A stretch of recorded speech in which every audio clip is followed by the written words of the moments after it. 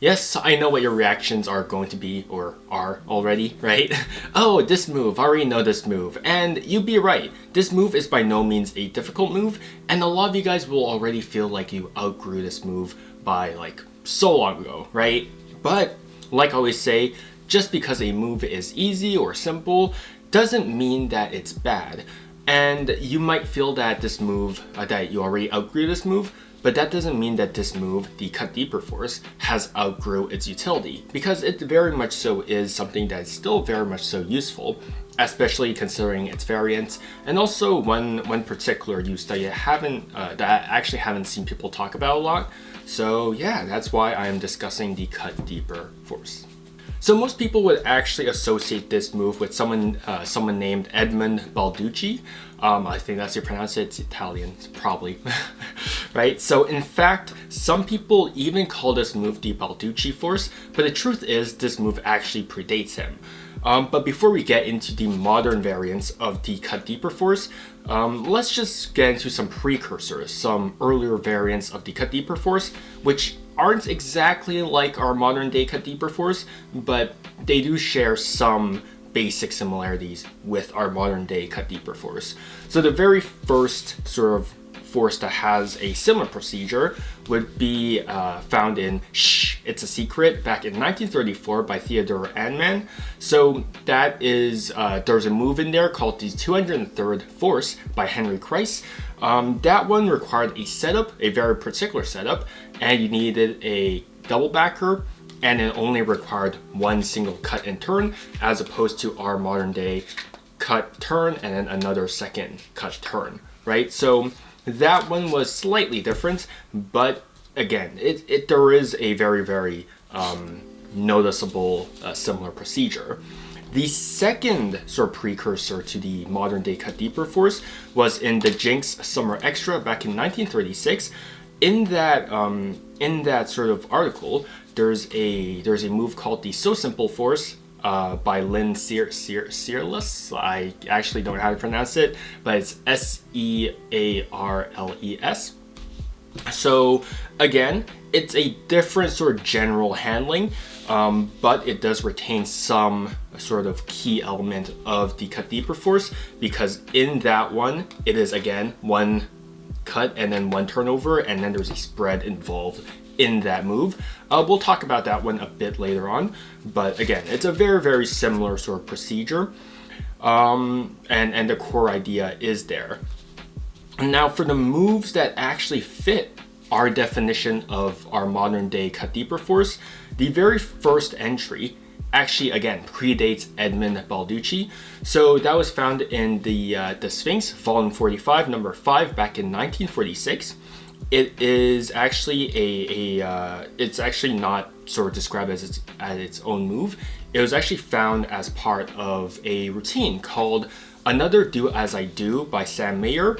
So it's basically our modern day Cut Deeper Force. The only difference is that they actually cut off once, turn it over, cut off another time, turn it over, cut deeper, turn over, and then cut deeper, and then turn over.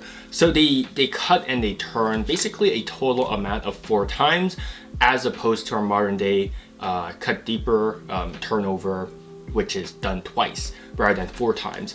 So the person who actually did the Cut Deeper Force, who simplified it to only 2 times, was actually Frederick Browie. So in Hugard's Magic Monthly, volume 6, number 8, back in 1949, there's actually a routine called Little Card Rides, and in that routine, it's where our modern day Cut Deeper Force was found. It's where our cut, turn procedure was basically found, right? Only 2 times this time. So that's basically where we can find the first published instance of the Cut Deeper Force that we know of. Now the reason why Edmund Balducci actually became sort of associated with the Cut Deeper Force was because Ken Krenzel himself believed that Edmund Balducci came up with the Cut Deeper Force. So in Hugard's Magic Monthly, volume 14, number 6, back in 1956, they both basically worked on a specific effect called the All Fair Coincidence. And since Ken Krenzel was a relatively big name, and since Ken Krenzel believed that Edmund Balducci came up with the cut deeper force, it basically just spread around, and I guess the force just basically became associated with Edmund Balducci, even though this move actually predates him. And that's basically the general history behind the cut deeper force. So it's not from Edmund Balducci, and there are many sort of similar, sort of like-minded forces, and yeah, it just proves again. It just shows that for the most part, magic history is never a linear path. Along the way, a lot of people will have come up with something very, very similar, maybe even the exact same along the way, right? There's only so many possible movements, so many possible permutations of movements that you can do, because it's a deck of cards. You can only like move them like this, you can move them up and down, you can move them side to side, you can move them up and down, right? Like, there's a limit to what we can do, and that's why move originality is just pretty difficult, right? And in that era especially, finding who came up with what was difficult because we exchanged letters. We didn't have email back then, we didn't have like Conjuring Archive, we didn't have Conjuring Credits, we didn't have Ask Alexander, we didn't have all of these sources, which made crediting that much easier. So even though all these people sort of shared the same idea, it's not fair to say who came up with what first, right? I mean, obviously people have published this move before Edmund Balducci, but that doesn't necessarily mean that someone stole the idea or whatever, right? But again, one last shout out before we wrap the history section up. Most of the history was actually not done by me because Carl Fulves already did a lot of the research regarding the cut deeper force and all of its variants in Prolix number 4 back in 2008. So a lot of crediting was just already there, right? So yeah. But yeah, that about wraps it up for the history section of the cut deeper force. So let's start off with the So Simple Force by Lynn Searles. I still have no idea how to pronounce that. I'm really sorry. So there's still I quite actually find this move charming. There's something about the spread that's just very, very sort of charming about it. It's very nonchalant. I do think it adds to the overall sort of effectiveness of the move.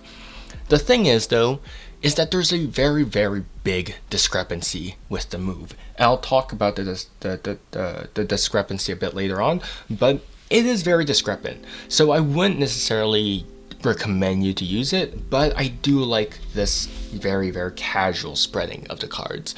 And it's why I'm actually teaching this, because there is actually a few moments that I actually quite like. So for your force card, we're of course going to use the Ace of Spades, which is going to be on top of the deck, right? Next, you're basically just going to have the deck sort of openly sitting in the palm of your hand, and then you're going to ask the spectator to reach in, and they're just going to cut off a portion of the deck, right? They can cut off a small portion, they can cut off half, they can cut off more than half. It doesn't really matter, but generally I would recommend that they cut off half. But again, doesn't really matter. So then they cut it off, and then that's where their participation ends, because immediately after that, you're going to take over. You're going to take the packet from them, the packet that they cut off, which has the Ace of Spades on top. You're going to take the packet from them, and then you're going to turn the packet face up on top of the deck, right? On top of the face down packet, like so. So this is where it actually gets quite discrepant, because the whole justification for why you actually turn this packet face up is actually under the guise of, oh, let's mark off where you cut to. But this actually places emphasis on basically remembering the details of the deck. So they remember that they basically cut to close to like a 6 of hearts, right? Now, the next part is where it really reveals its discrepancy. The next part, which is part of the force, is that you basically just risk kill the deck. The reason why you risk kill the deck is so then you basically turn over this deck, right? You risk kill the deck, and then you're just going to table it. And as you table it, that's when you actually just spread out the deck. But again, there's a big discrepancy, and that is in turning over the deck, you are exposing the face down, the bottom card, which has a different face from this card. So they remember that they cut to a 6 of hearts, but now it's showing a 3 of clubs, which is a big problem.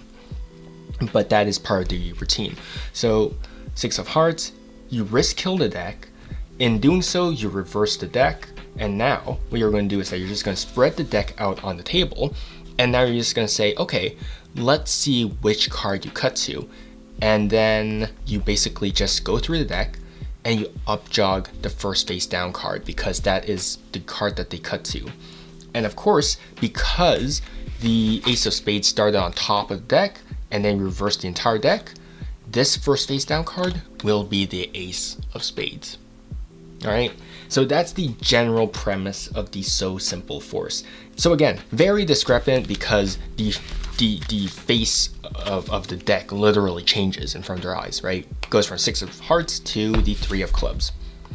But on the other hand, I do quite like how casual it is, because you're literally just like, you can talk to someone and then on the side, you just place the deck down and just spread, right? There's no transfer of the deck, right? There's no transfer of left to right and then spread. It's just down and then spread. There's something very, very casual and nonchalant about this particular sort of action, which I actually do quite like, right? You just do this instead of, it's a very, very small thing, but just the act of just having this casual reverse via a risk kill is very, very, I don't know, there's something very nice about it. It's just a very nice moment of I don't care that sort of piques my interest a little bit. But again, it's a very, very discrepant move, and it is a very, very simple force, hence the name. But again, I wouldn't necessarily recommend it because it is a very, very discrepant move, but it's a move that I think you can use if you want.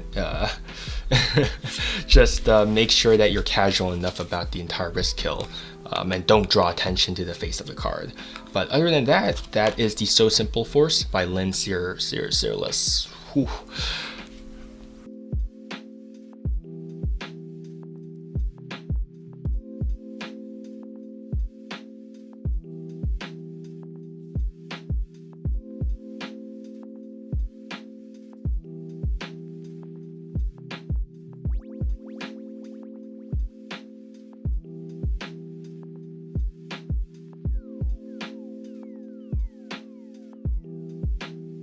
Now for the cut deeper force that we all know and love. As per usual, you're going to start off with the force card on top of the deck, so it's going to be the Ace of Spades. And this force can take place in the palm of your hand or on the table. It doesn't really matter, but what you want the spectators to do first is to just reach in and cut off a small portion of cards. The small portion is part of the mechanics, so you do want to specify, oh, can you cut off a small portion of cards? So they reach in and they cut off just a small packet, like so, right? At this point, they can either turn over this packet on top of the deck themselves, or you can take the packet from them and then turn it face up by yourself, just in case you don't want to flash the Ace of Spades, right? Because at this point, it will be face up. So now you've done this, you're basically just gonna ask the spectator, okay, can you repeat this procedure? But I want you to cut a bit more, a few more cards this time. So they reach in, and now preferably they cut off half of the deck, right? So you want them to basically just cut more than the face-up cards, or else it's gonna be really weird if they cut and it's just like more face-up cards. You don't want that. So when they cut, it should be more face-down cards, all right? So now that they cut about half of the cards, you're going to turn this packet over once more. All right, so this packet gets turned face up, and now when you spread through the cards on the table, you're just gonna say, okay, so you cut the deck twice, and you could have chosen any of these cards, but instead you cut to here, right? But of course that ends up being our ace of spades. The first face down card will end up being your force card over here. Because what actually happens is you reverse the ace of spades once, right? But by cutting even more, what you're doing is that you're basically turning this ace of spades back face down on top of the deck. So when you go to spread these cards out, the first face down card will be the top card, which is your force card. So that is how the cut deeper force actually works.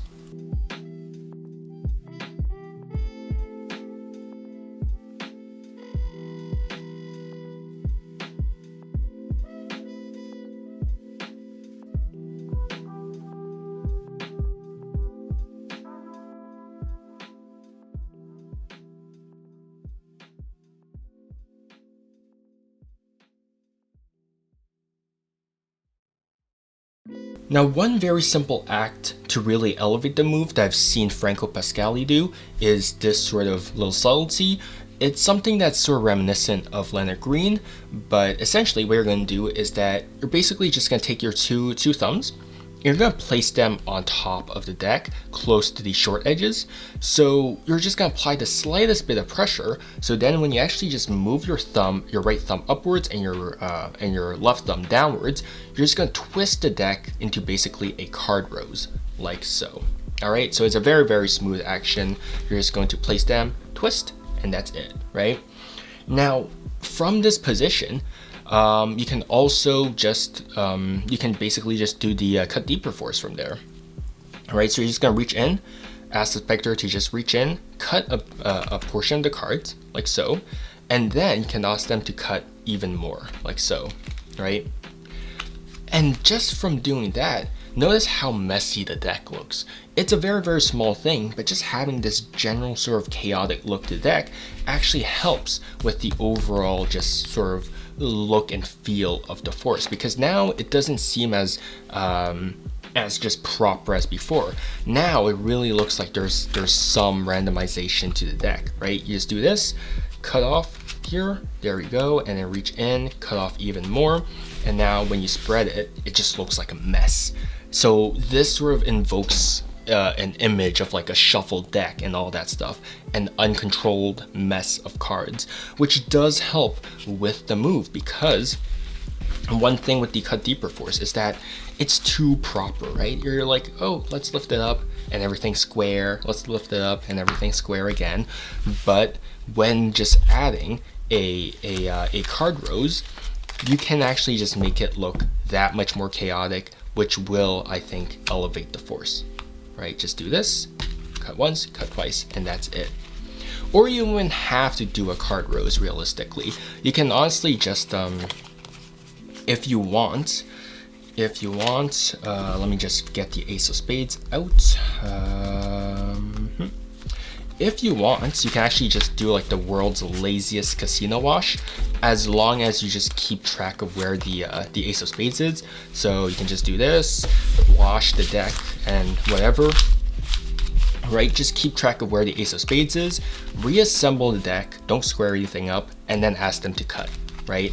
Just as long as it maintains this sort of chaotic nature, when you do the force, it'll just look that much more effective.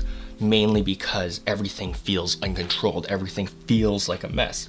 So that is something that I've seen Franco Pasquale do.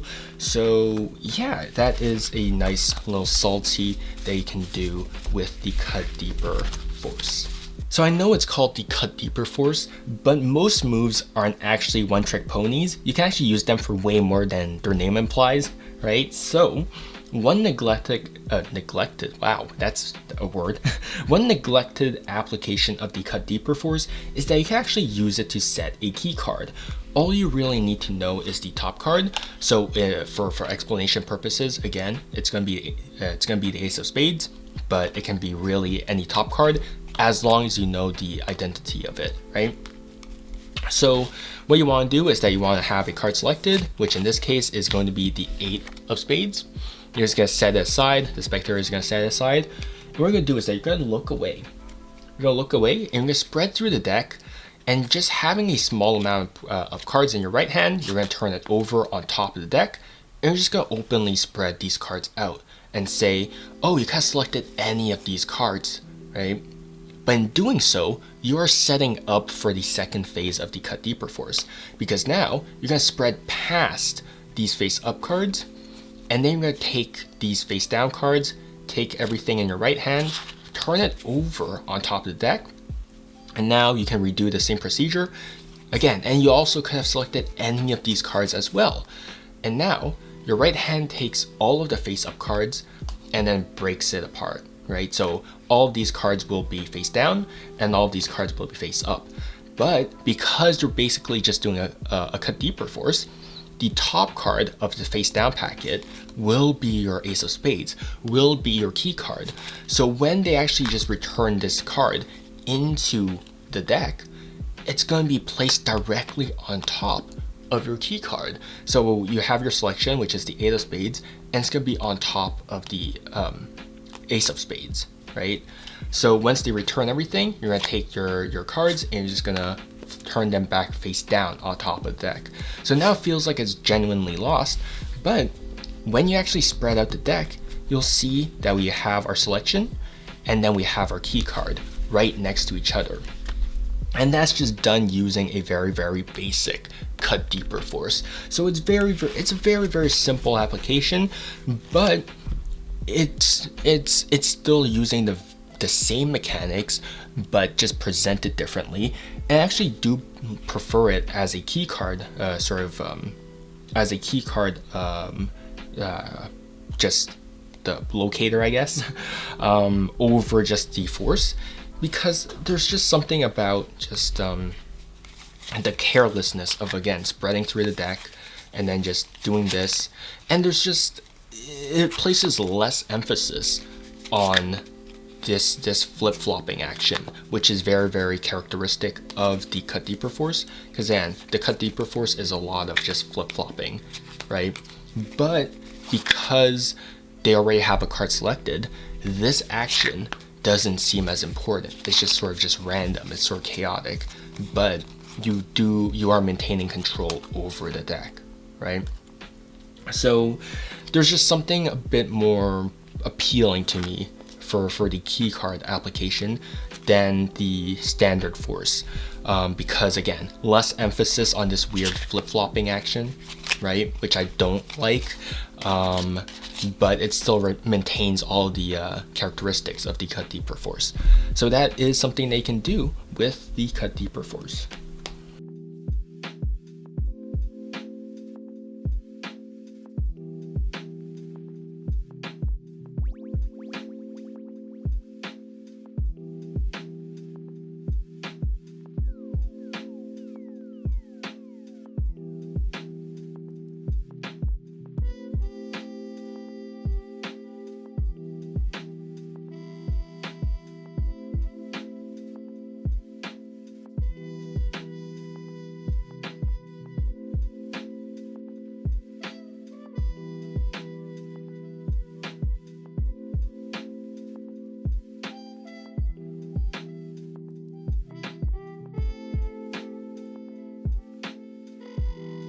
So I actually debated putting this in the video because it wasn't necessarily public knowledge, but the description of the move is accessible to everyone on Ask Alexander, and it does come from a rather common magic book. So yeah, so this is the 203rd Force by Henry Kreis. So the only setup that you really need is that you want to have your double backer on top of the deck. So you basically need a double backer for this variation of Force to work, right? You're gonna have a double backer on top of the deck, and then your force cards. So Henry Kreis actually used this to force 3 cards. You can use it to force 2, you can use it to force 4, you can use it to force 1 card. It really doesn't matter, but for explanation purposes, we are going to be forcing 4 cards, the 4 aces, right? So you're going to take your force cards and you're basically just going to place them directly below of the double backer. So the state of the deck is essentially the rest of the deck your 4 face-up cards and then the double backer directly on top of your force cards, like so. All right. So it's going to go the exact same way as most cut deeper forces. So you're just going to lift up on the deck. You're going to ask the specter to lift up on, just cut the deck, right? Lift up on a portion for the deck. And then you're just going to ask them to sort of turn it over on top of the deck, right? To mark the position. So again, it's going to be very similar to the So Simple force, right? Where it's only one cut and then one turnover.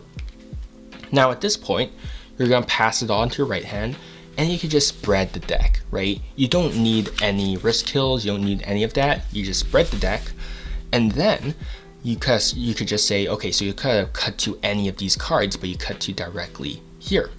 And of course, these 4 cards, the next 4 cards below, will be the 4 aces over here, all right?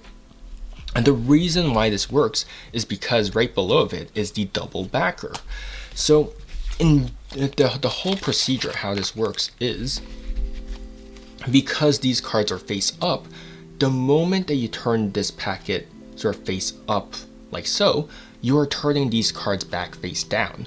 So when you are essentially just tossing this packet on top, you are adding this double backer and the 4 face up cards back face down on top of the other packet, like so.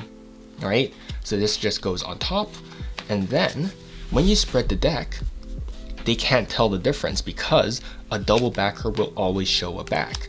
So when you actually just show these 4 cards, they will be in the proper orientation and they will be the 4 aces. And of course, like I said, this can work with just 1 ace as well. So it's going to be the exact same thing. Your ace of spades on top of the deck, face up, your double backer on top. They can cut anywhere, turn the face up, and when you spread the deck, it is going to be the ace of spades, and then it's going to be the double backer. So the double backer is basically essential for this sort of move to work, because that's how you get that illusion of it constantly being face down. It won't work otherwise. So that is the 203rd force by Henry Kreis. A very, very simple move, but it is very effective. And I think that it is a variation of the cut deeper force that more people should know about, because it's just, yeah, it's just overall a very solid move, and it's very, very easy as well. Very simple as well. And it does simplify the procedure as well. There's no 2 cut flip-flop, cut flip-flop. It's just 1 single cut and turnover, which I do like more than like this complicated procedure, right? It's too much. It's too much. But yeah, that is the 203rd force by Henry Kreis. Yeah, if you don't have a double backer, you can always make one, but yeah, I don't really have any resources for that right now.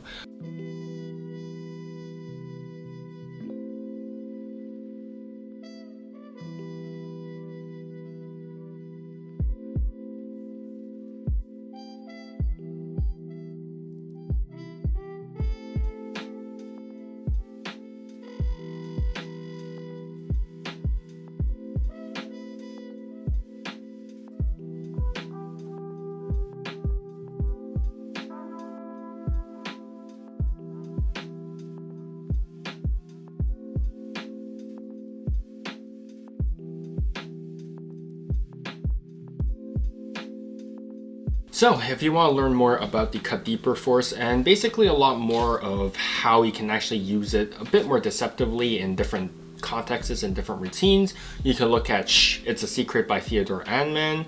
Mark Calabrese has a different sort of twist on the Henry Kreis one.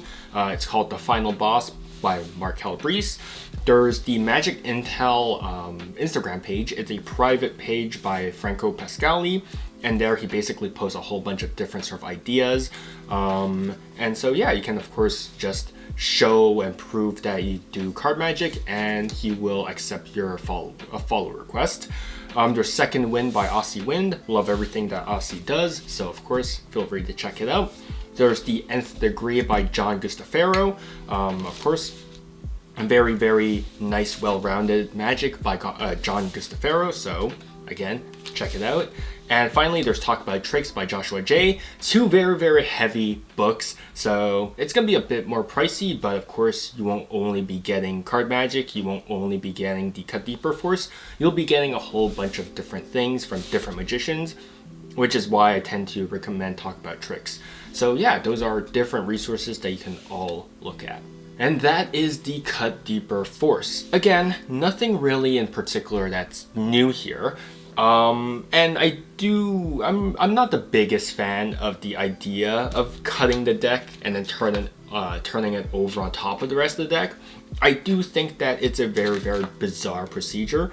I think it's a whole bunch of nonsense, the procedure, because it's like, the main excuse for this is, oh yeah, we're marking the position of where you cut to, which I don't know why you would need to do that, because the easiest way to mark the position of where you cut to would be to just remove it, right? So it's not my cup of tea in terms of force, because I do think that it's not like it doesn't make sense, right? If you really think about it for like 2 seconds, it doesn't really make sense. But one approach in particular that I have is to just use the 203rd Force by Henry Kreis.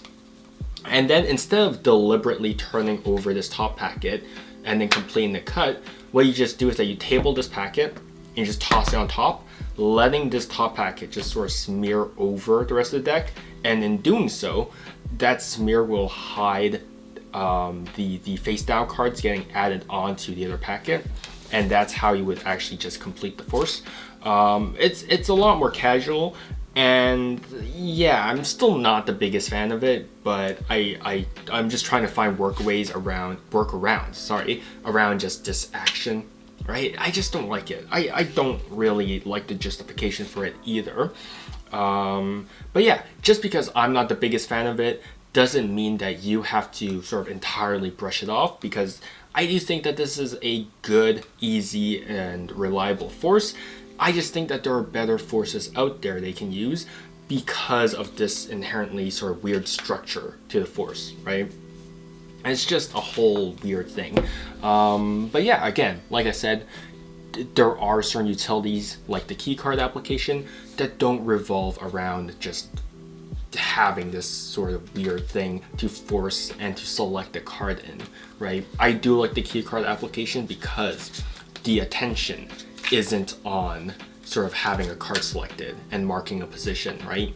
The keycard application is, yeah, look, you could have selected any of these cards, right? But instead, you chose to select so much somewhere else, right? So I think that's a lot more casual versus drawing attention to this whole flip-flopping action. And that's why I like the keycard application, sorry. But yeah, again, it really is up to you, and I can't fault you for using a reliable force, because it does work, but is it the best? That is something that only you can determine, because again, depending on your character, depending on how you establish yourself as a magician during the entirety of your performances and all that stuff, you can find ways to make it sort of more justifiable, but again, that is entirely up to you. But personally, not my style. But yeah, I think we can wrap it up here for today.